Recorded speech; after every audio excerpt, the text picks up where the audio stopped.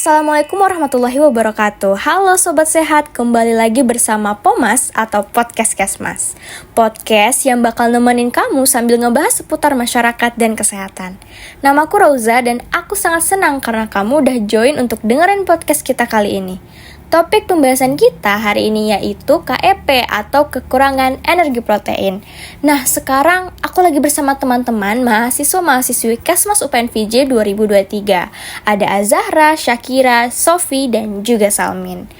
Halo guys, gimana nih kabarnya? So far so good kah dengan tugas-tugas? Apalagi menjelang UAS nih?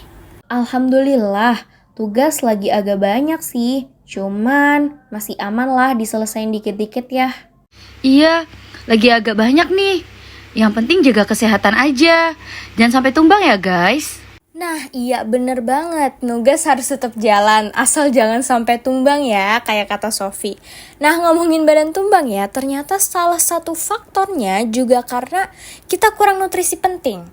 Nah, sesuai dengan topik kita hari ini, kita akan ngebahas tentang KEP atau kekurangan energi protein yang merupakan isu yang perlu perhatian lebih juga di Indonesia. Langsung aku mau nanya nih, sebenarnya definisi secara jelas dari KEP itu apa sih? Boleh tolong dijelaskan guys, agar pendengar kita hari ini juga makin paham nih dengan topiknya. Nah guys, KEP itu singkatan dari kekurangan energi protein, yaitu keadaan kurang gizi pada seseorang yang disebabkan oleh rendahnya konsumsi energi dan protein dalam makanan sehari-hari. Atau bisa juga gangguan penyakit-penyakit tertentu, sehingga tidak memenuhi angka kecukupan gizi. Nah iya bener banget Sya. Dan juga dampak dari KEP itu sendiri bisa menurunkan mutu fisik dan intelektual seseorang, serta menurunkan daya tahan tubuh yang berakibat meningkatnya risiko kesakitan dan kematian terutama pada kelompok rentan biologis.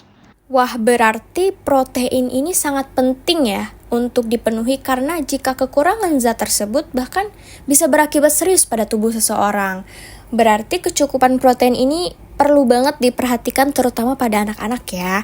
Karena di masa pertumbuhan mereka protein ini berperan penting untuk tumbuh kembang, baik fisik maupun intelektual anak. Nah, tapi perlu disadari juga ternyata KEP yang menyerang anak-anak ini yang paling banyak. Nah, kira-kira ada nggak sih contoh penyakit yang paling umum akibat KEP itu?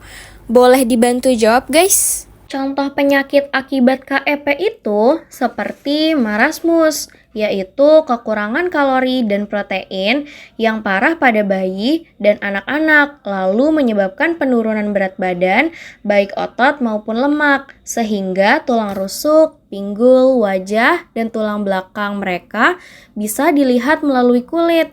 Sangat sedih ya kalau kita lihat ada anak yang menderita marasmus ini.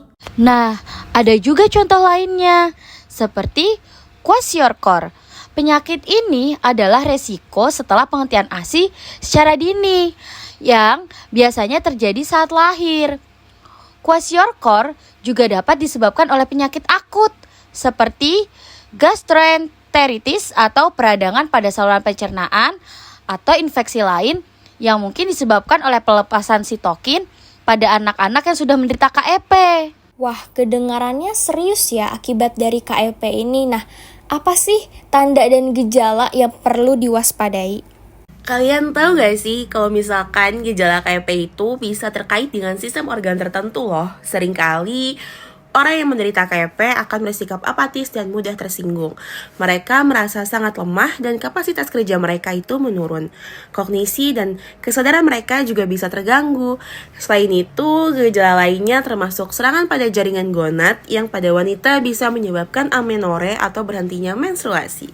Nah, dan juga ada tanda-tanda fisik yang bisa terlihat dari penderita marasmus. Misalnya, kepala mereka tampak lebih besar dan tidak seimbang dengan ukuran tubuh. Wajahnya juga terlihat lebih tua dan keriput. Kulitnya kering dan kendur atau disebut atrofi kulit. Dan juga rambut penderita akan kering dan rapuh sehingga mudah rontok. Nah, itu tadi tanda-tanda dari marasmus ya. Nah, kalau kwashiorkor seperti apa tuh tanda-tandanya? Tandanya itu seperti penurunan ketebalan otot, dermatitis yang ditandai dengan kulit berwarna kemerahan, bersisik, kering, atau terkelupas. Kuku dan rambut menjadi rapuh, serta mudah patah. Rambut berubah warna menjadi kuning kemerahan. Gangguan tumbuh kembang, sering lemas, menderita penyakit infeksi dalam jangka waktu lama, dan anak yang menderita penyakit ini akan lebih sering menangis dan rewel. Wah, berarti kondisi seperti ini bisa mempengaruhi banyak aspek tubuh ya? Betul banget, Za. Semua bentuk KEP menyebabkan pembuangan lemak dan otot. Pada orang dewasa, penurunan berat badan bisa mencapai 50%. Dan pada anak-anak, penurunan berat badan mungkin lebih besar lagi. Berarti sangat serius ya akibat dari KEP ini. Kenapa ya sampai bisa terjadi, apalagi anak-anak nih yang merupakan kelompok rentannya? Nah guys, penyebabnya sendiri itu bisa kita bagi menjadi dua loh. Ada penyebab langsung dan juga penyebab tidak langsung. Penyebab langsungnya adalah defisiensi kalori dan protein, yang berarti di mana seseorang tersebut kurang mengonsumsi makanan yang mengandung kalori dan protein, serta kesulitan utilisasi zat gizi. Izin nambahin juga nih.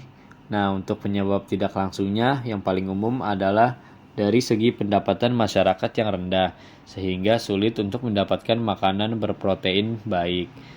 Penyebab tak langsungnya bisa dari ekonomi negara, karena jika ekonomi negara mengalami krisis moneter, harga bahan makanan seperti beras, daging, telur, dan ayam akan meningkat.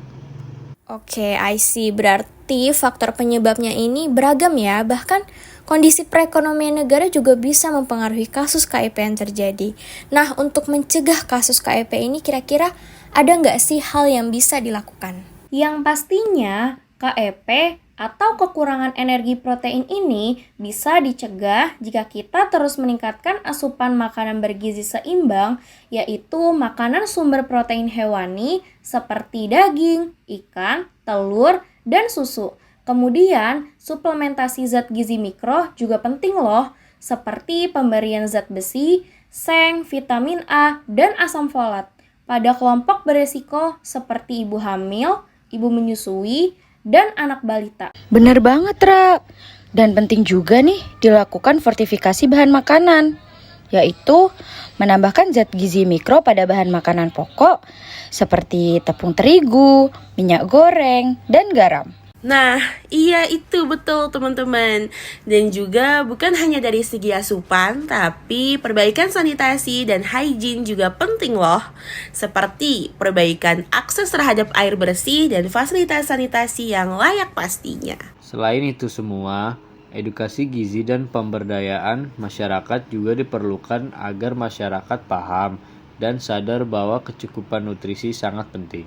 Nah guys, dapat disimpulkan ya, berarti upaya pencegahan KEP yang komprehensif ini harus melibatkan berbagai sektor ya, seperti kesehatan, pendidikan, pemberdayaan masyarakat, dan berbagai sektor lainnya untuk mengatasi faktor-faktor penyebabnya secara menyeluruh.